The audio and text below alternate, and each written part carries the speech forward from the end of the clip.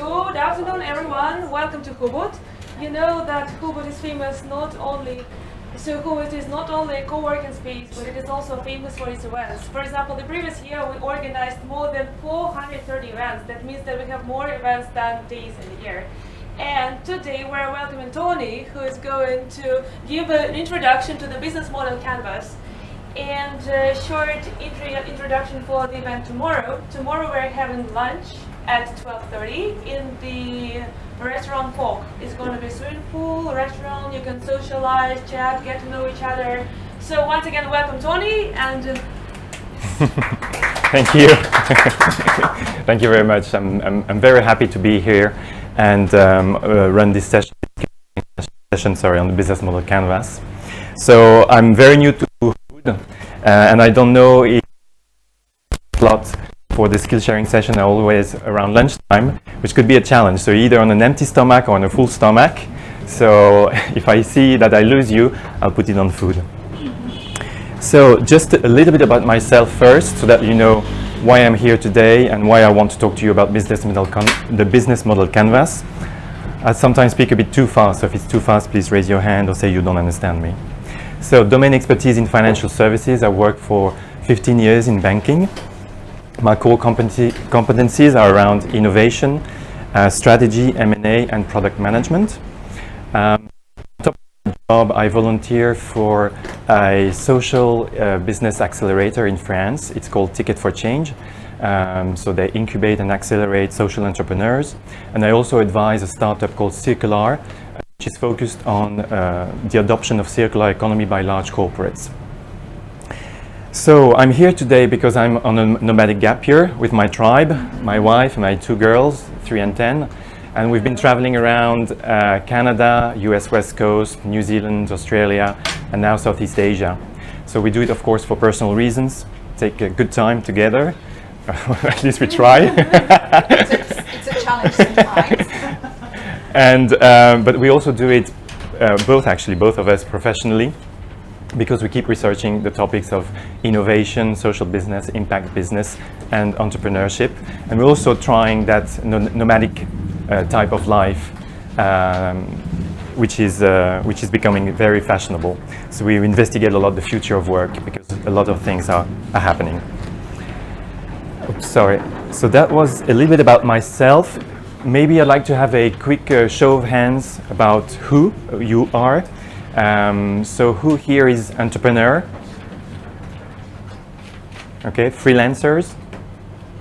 Okay. None of that?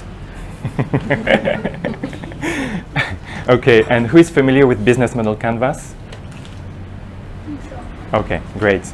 So please feel free to jump in, make comments, give examples, make it a live discussion, and whoever, if you have a question, please feel free to interrupt me and jump in. Okay, so first, why is it relevant to you, for example, as entrepreneurs or freelancers? Why use at all the business model canvas? So today there are a total of 14 usages that have been seen of the canvas that can be grouped into 4 main categories. The first one is strategy. So just a couple of examples. You could use it, for example, to map your competition and map the business model of your competition. You could do strategic planning with your canvas and do a different one for every single year where you're doing your strategic planning. What we also see emerging is the use of the canvas to manage a portfolio of business models, which is a bit more forward-looking than just product management. So where you can really see where your growth engines are, where you have cannibalization, and where you have synergies between your businesses. The second use is innovation, and that's the one I've known for the last 2 years in my company. So I worked for a large bank where I was innovation manager, and that was typically the tool that we're using to design, test, iterate, and develop all of our new products, all of our new growth engines. Investing, because whenever you ask for funds, you want to raise funds with investors, your pitch is going to include every single element that you find in the business canvas. They will want to know what are your key strengths, your key resources, your customers, your competition, what is your revenue model, what is your cost model. They will want to know all of that, and it will need to be in your pitch. And finally, organization alignment. Well, you can use it sort of as a communication tool, for example, just to diffuse a strategy across a large organization so that you ensure that everybody has this shared common language about the strategy and where you're going. So here it is. So the first time I saw it, I was a bit at a loss, I must say, because I was just seeing sort of building blocks. I couldn't make a lot of sense of it. I didn't know where to start, because usually when you have something that you need to fill in, there is a process. So it's either a circle, you from start to beginning, or it's just something like this, where again you have a start and a beginning. And here you just have building blocks which don't really make a lot of sense. So what I suggest is that we start by understanding the big picture and how this canvas is built and how you can have sort of a macro reading of it and how you can use it. So one way of using it is indeed the fact that it allows you to test the famous 3 innovation drivers. Is your business model and is your business idea desirable? Is there a market for it? Is somebody ready to buy it, pay for it? Is there a market, even a niche market? So is there a demand for it? Then you can look at feasibility. Do you have the resources, the technical resources, the competencies, the skills, the expertise in-house to actually to build it, borrow it, buy it? And then you've got your bottom line. Is it viable? You may have a passion, you may have a great idea, you may have a great technology, but if there is no bottom line, if your costs are not lower than your revenues, well, there is no business case.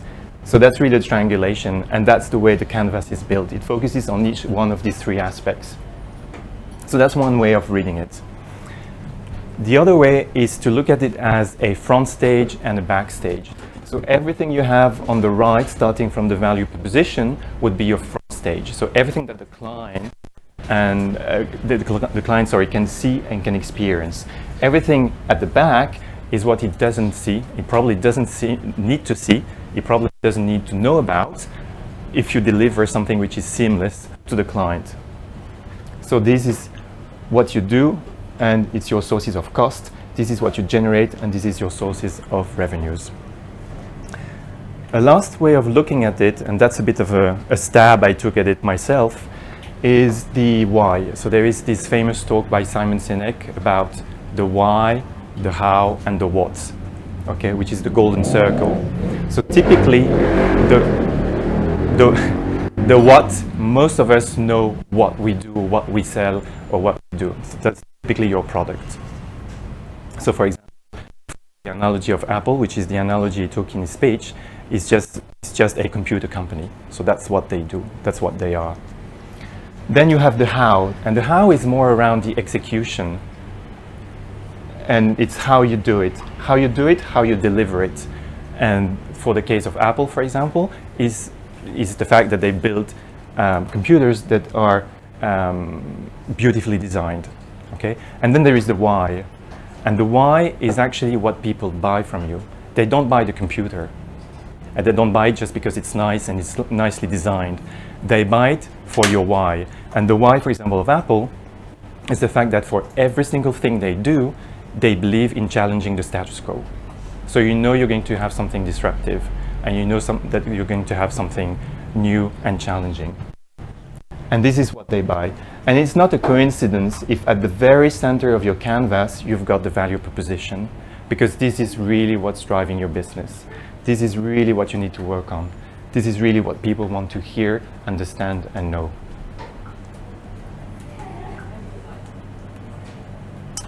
So that was for the intro, the big picture, how you can read it from afar. I don't know if you have any questions on this or any comments, remarks. So that was the first part. So now it's very good to understand the big picture. But it's also very important, to understand how the different building blocks fit together, because they need to fit together in the business canvas. So we'll review each one of these. I'll try and not make it too heavy. So this picture is slightly sexier than the previous one. So just how do you read it? So you've got your customers here. You've got your value proposition. So what you create as a service or as a product. How do you deliver it to your customer? Through which channels? What sort of relationship do you create with your customers? These are your sources of revenues. And then on the left-hand side is all the activities, the resources and the partners you leverage and use to actually create that value proposition. So let's start with the first one, so the customer segments. Again, in terms of filling in, so that's the order I'm going to take. In terms of filling in the canvas, you can really just start with any box. You can really start with what you feel comfortable with and just get started. If you have a great technology, which is your great asset, your key resource or your key activity, just start with that and then you'll figure out the market, etc., etc. So let's start with the customer segments. The customer segments is very basically the person who is going to buy the product or the service to get what we call a job done. So they need to buy an airline ticket, so they go on Expedia. They need to find a hotel room, they go on Booking. It's really what they need to do. But when they need to get that job done, they also look to have a problem solved or a need addressed. And that's what you really need to work on. You really need to understand and figure out from your customer experience and your customer journey what sort of problem you're trying to solve, what sort of benefit you're trying to bring to them, what need you're addressing. 3 major categories of customer segments. Do you want to go direct or indirect with your customers? Do you want to have a direct relationship? Because maybe, like Nespresso, for example, Nespresso are the coffee pods that are extremely popular in Europe. We don't see them so much. From my travels, at least, I've seen that outside of Europe. So it's coffee pods sold with a machine. So it's the ink and the printer. The ink cartridge and the printer business model. So they position themselves on a very premium, high-end type of experience, type of product for coffee lovers and coffee connoisseurs. They decided to go direct. They decided to have their own shops with a very specific user experience, very high-end type of staff welcoming you with very nice user experience in the shop, etc., etc. They wouldn't outsource that to a wholesaler. They wouldn't put it in Walmart or they wouldn't put it in Carrefour in France. So they decided to go direct. Then you've got the double-sided markets. These are all the platforms. So your LinkedIn, your Airbnb, etc., etc. So double-sided because they face both the demand and the supply. Airbnb, they face both the hosts and the guests. And both of them are their customer segments. For both of them, they will have a specific value proposition. And typically, if you have 2 customer segments that you're addressing that are different, for which there is a specific value proposition, you need to put that in your canvas. And since you use sticky notes typically to build them, use color sticky notes. You put your customer segment, the one in yellow, and the value proposition matching that in yellow as well, and then you do the other ones in color. It really needs to be differentiated. What's interesting about Airbnb as well, and that's how you can see that everything fits together, is that the hosts are also their key partners. Because without the hosts, they don't have hotel rooms. That's the way they build the largest hotel chain in the world. Thanks to their hosts. If their hosts disappear, they don't have the hotels anymore on which they run their business. Hotel rooms that they don't own because it's the hosts who own them. So, last one, the B2B sales. And that's a complex one. So B2B sales is typically when you want to sell to, I would say, mid-size or large corporates or multinationals. Typically it's very large organizations, so you talk to multiple people when you try and sell your products. So you will have your influencers, your saboteurs, your decision makers, the purchasing power, etc., etc., etc. So you need to map these people to understand what sort of value proposition you can sell to them. I've worked in innovation in my last role. We've worked a lot with startups, and I was on the side of the large corporate, and I was seeing them struggling to try and sell to a large corporate. We're slow, we're very bureaucratic, we're very administrative, and there are tons of people that are involved in the process, most of them not being decision makers, so sometimes I may not even ever talk to the decision maker, etc., etc. So it's a very complex sales, and you need to map that in your canvas. Any questions on customer segments? Yeah. So the value proposition. So the value proposition is matching your customer segment. It needs always to match your customer segment. It needs to be specific to it. So basically, it tells how you create value. What sort of value that you deliver? What sort of benefit you're creating? So if we look at some of the value drivers that are attached to some specific jobs, so I referred to jobs before. And you have three major categories of jobs. A functional job that you can do as a buyer, for example, again, is buying that airline ticket. Okay, I need to buy an airline ticket. So that's a functional job I want to do. The value drivers you can associate with that is, well, maybe you can offer it cheaper than competition. Maybe you can make the experience more holistic and not just buy an airline ticket, but put a bundle of services around it. Maybe you decide that buying a ticket, an airline ticket, is just going to go through 3 clicks and not 5 clicks or 10 clicks, whatever. Then you've got your social jobs, which are more related to status.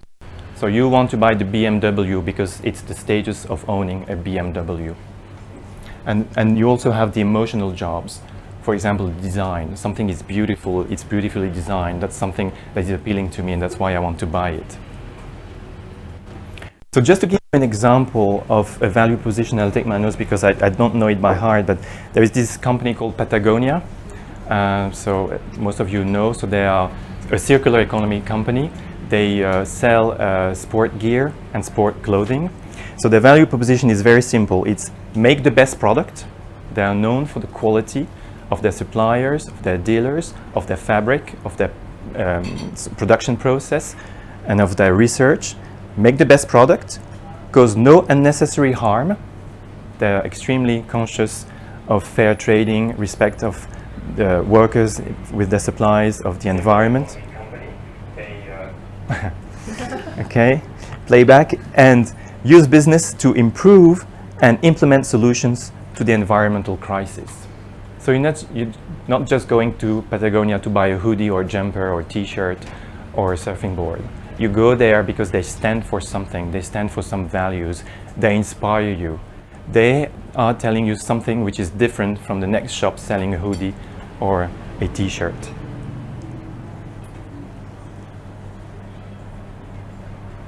Any questions? So I just would like to take a minute to zoom on how you build, for example, a value proposition. So that's the value proposition canvas, where you have on the right-hand side typically the existing situation. So it's your existing, it's the existing providers. So what sort of the segment you're targeting today are doing when they go on Expedia or on Airbnb? What sort of pains they're experiencing today in the process? What is going right with the existing process? And next to it, you're going to think about what are the products and services that you want to create? What bundle of services you want to create? And through the process, what sort of pains you want to eliminate for these customers? Or at least diminish, or both? What sort of gains, benefits you want to create? What is the new value you want to create, the new benefits you want to create for your customer segments? And this can, of course, be done with customer journeys, user experiences, etc., etc. You can also do it with what we call the value maps, where you actually map the different values or value drivers you want to work on and how you are ranking yourself on this. Are you very high on efficiency and on the fact that it's cheap and it's convenient, when your competition is actually very low on these values? And then you can do value curves and you can see where you compare versus your competition. So this is just an intro to a few tools you can use to do that. So the channels, so it's really how you communicate, how you deliver that value proposition to your customer segment. Again, you can do it direct or indirect. So do you want to have your own stores, for example? Do you want to go direct through an online presence, a website? Do you want to be both physical and digital? And then you've got the indirect, where you actually use retailers or wholesalers or other dealers to sell your products. Again, coming back to Patagonia, they've decided that they're going to use 4 channels to sell their products and sell the products to the clients. First one is online. The other one is their own stores.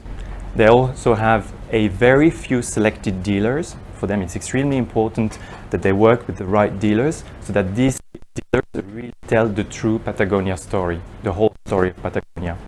And they also have mail order, which is a bit old-fashioned, well, it is to me. for them it's very important because they send a catalog, and then that catalog there is a lot of education papers as well about the environment and the actions they take to protect the environment. And again, when you decide which associated to that, you need to make sure that you have the right expertise in your key resources to master these different themes. You need to make sure that you know how to handle mail order. You need to make sure that you know how to manage a website and do online selling.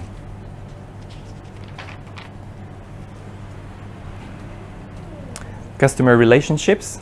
That's just the type of relationship you want to create with that customer. So type of relationship, is it again direct or indirect? Very simple. The type of bond you establish, are you on something which is very transactional? They come, they buy, and that's it. Or are you more on a long-term relationship, which is more sticky, which offers more than just transactions? Intimacy, are you on a relationship which is fully automated? They don't see you, they don't hear from you, they hardly communicate with you, the client is all fully automated? Or are you very personal, very high touch, very customized to your client? And then you need to think in terms of life cycle strategies. So how do you actually acquire those clients? Once you've got them, how do you retain them? And how do you grow that relationship in terms of cross-selling other products? And especially, how do you turn these clients into advocates of your brand and potentially your own and your best sales force on the ground? So in customer relationships, that's where you would find your client services. What sort of client services you want to create? What sort of loyalty programs you would want to have? It's also your rankings and your reviews. Do you want to have those sorts of systems, and how do you want to use them? So these are all the different tools you can have there.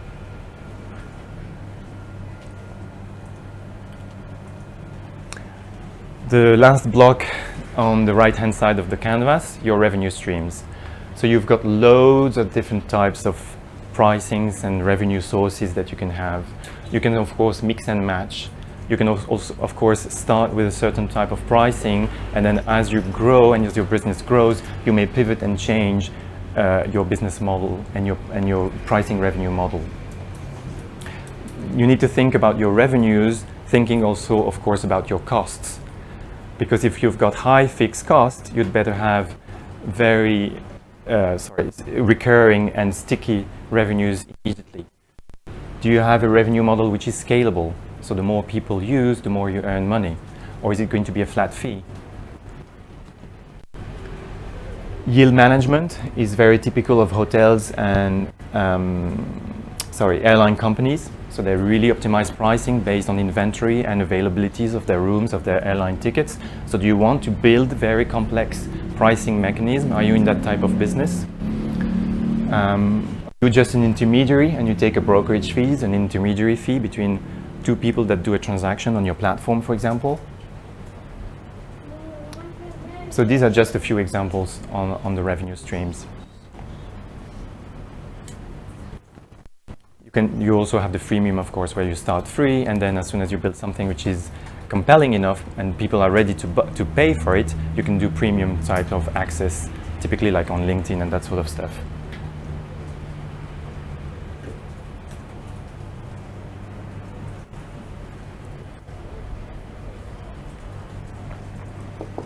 But again, coming back to customer segments and value proposition, you really need to identify who to pay and for what value.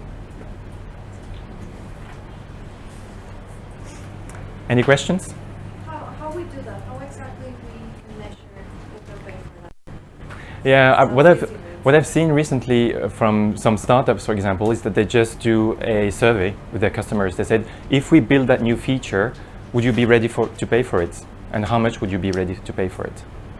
So you can do a lot of customer journey, user experience test. Just test with clients, customers, samples. You just ask them the question. You just try and figure out. But yes, it's very difficult to know what's the value of your product. Is it worth $10 or $30? How much people are ready to pay for it? It's very difficult, and you can only do it on the ground, I think, just by testing and iterating. Especially when you're in a new market. In our company, where we were trying to test new products, around big data and what's the value of big data and what can you extract from it. it's very unknown territory, so it's difficult to put a price tag on it. So it's a very tough exercise. You can always benchmark yourself as well versus some form of competition that is existing today and see if you can go premium above it because you bring more value.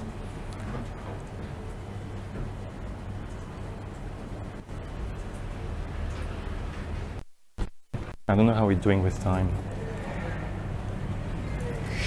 It's very fast. I talk very fast. Okay, sorry. So feel free to interrupt, ask questions. Okay, left-hand side of the canvas. So what do you use? What do you leverage to create that value proposition and deliver it to your clients? So again, two big categories: tangible, intangible. Tangible is it would be physical, like a plant, a production site, a production center, whether it's in-house or outsourced. Then of course everybody's got human resources. That's where you have your talent people, and your employees, where you tap into your expertise, and your financial resources. So are you very heavy in R&D? Are you capital intensive? Do you need a lot of capital? What is your capital need? How much money, cash flow money do you need to make your business run?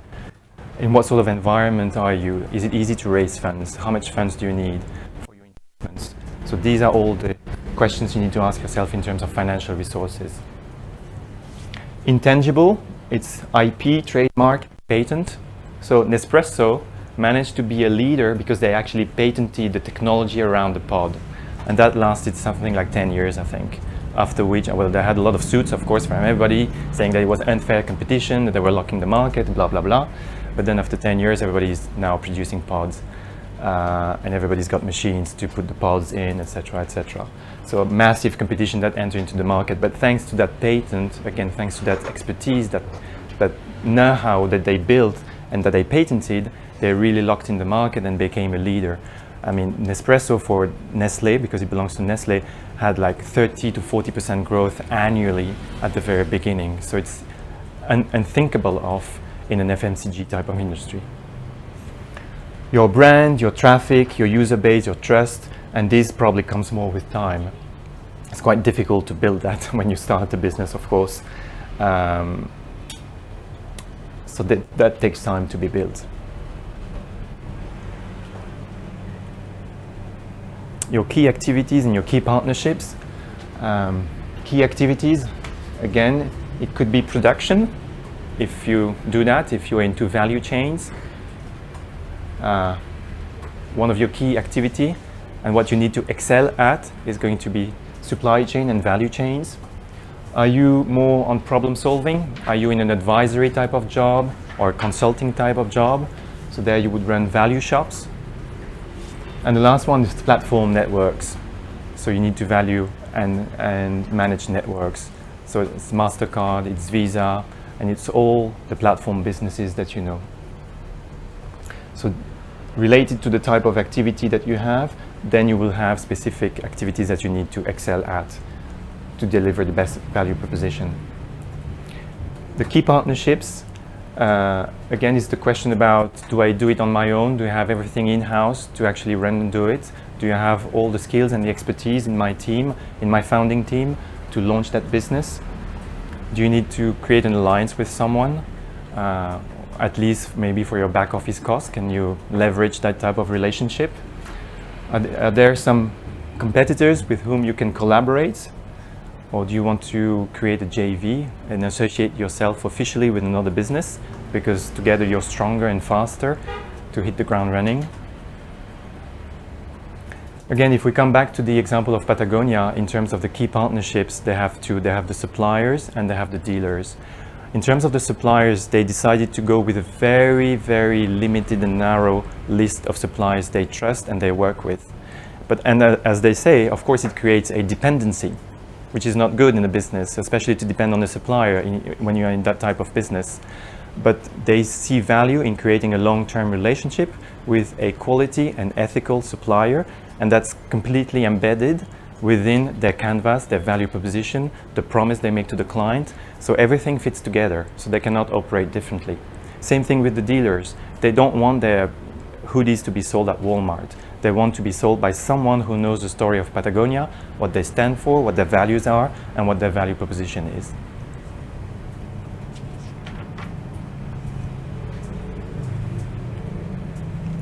So cost structure.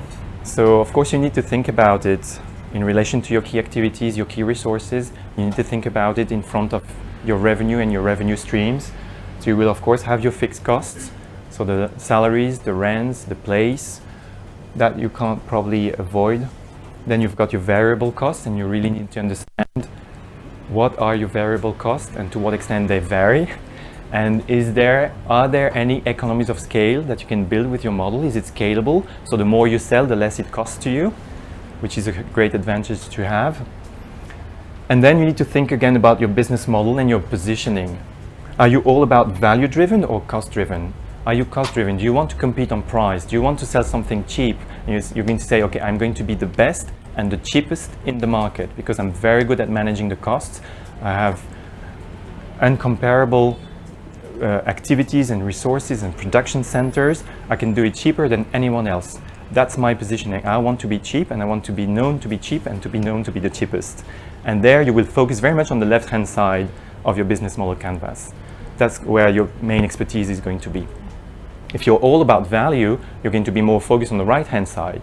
You're more going to be focused on your customer segments, your clients, the value that you're creating, being premium, very high touch, very personalized, etc., etc.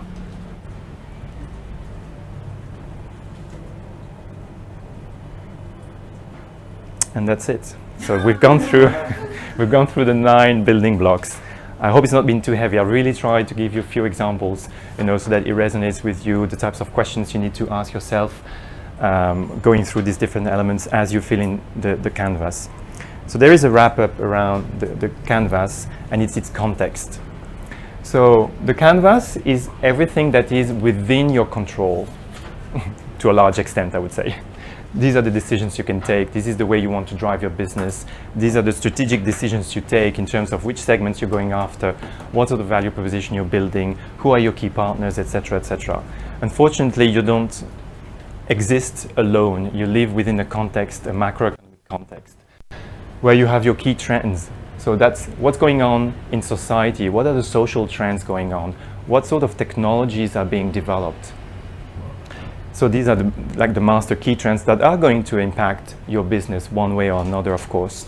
So you need to make sure that you're sufficiently agile to actually front these key trends, that you understand them, that you monitor them, that you look out for them. Then you've got your industry forces. And your industry forces is mostly, of course, your competition. Who are your competitors? Do you have any competitors today? Do you think that there could be new entrants? Do you have any barriers to entry? Is it difficult to actually replicate what you're doing because you've got a patent, you've got the technology, and you've got lead time, and nobody else is going to disrupt you for the next 5-10 years? So who are the new entrants? Could you be disrupted? What is your competition? Your market forces. So what's going on the client side? Are their needs evolving? Are their consumption habits changing? Did they move online? They stopped going to the stores? So what's going on here with your clients? And then you've got your macroeconomic environment. So it's just the state of the economy. So is capital a scarce resource, or there is plentiful of capital you can find to raise funds? Do you depend on commodities? How are commodities performing? What's going on in the commodities market, etc., etc.?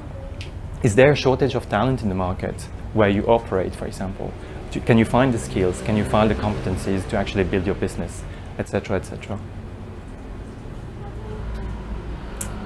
So that was for the context, and that's it. Thanks. Good. So it's probably one of your fastest sessions. Yeah. So there's a question. Thanks.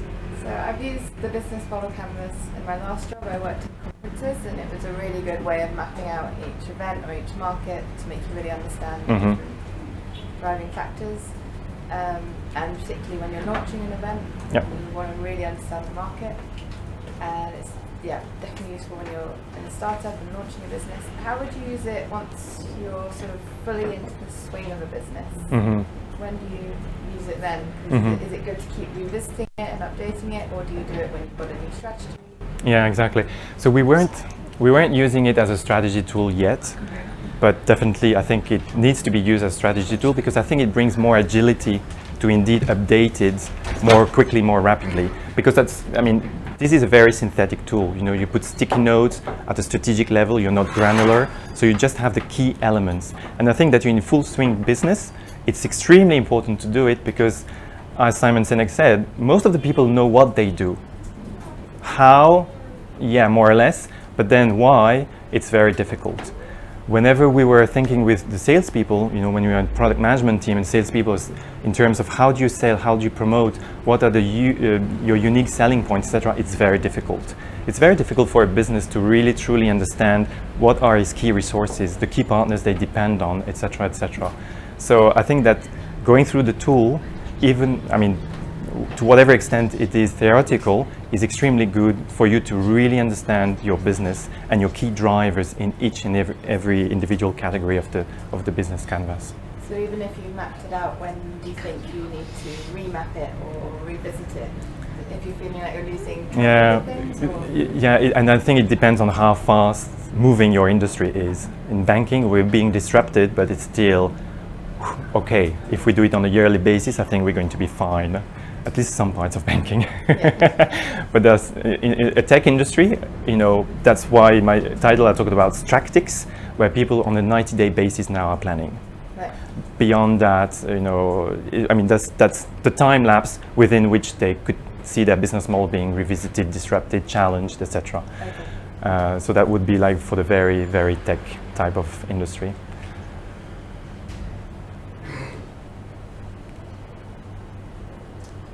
Anything you would like me to come back on, or? That was a very well-structured presentation. Okay, thanks. Thank you.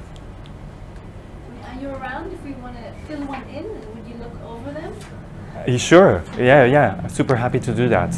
I'm going to be in Bali until the end of June, but we can do online exchange, Skype, that sort of stuff. Super happy to do that. Yeah, of course. I don't have It's always questions interesting. until I try and fill it in, right? Yeah, of course. And Harder than you think, actually. yeah, exactly. And the theory, you know, makes a lot of sense. But then when you fill it in, you're struggling. You're really struggling in terms of what it is that are your key, especially when you need to stop at the top 3. Like, what are really my key 3 activities? What I need to be good at, you know? If you are in Airbnb, it's of course your platform, your data management, and your community management. So it takes a lot of time, a lot of iteration. So that's why it's great when you can do it on a big slice of paper and you put sticky notes and you do it with several people. They challenge you, they ask questions, and then you take out and you put again, etc. So I had a few like best practices and that sort of stuff. I didn't put it in the slide, but I can share that as well, you know, in terms of the ground rules and the best practices when you build it to make it very useful. Okay. Any other question, guys? No? So yeah, thank you so much. Okay. Thank you so much.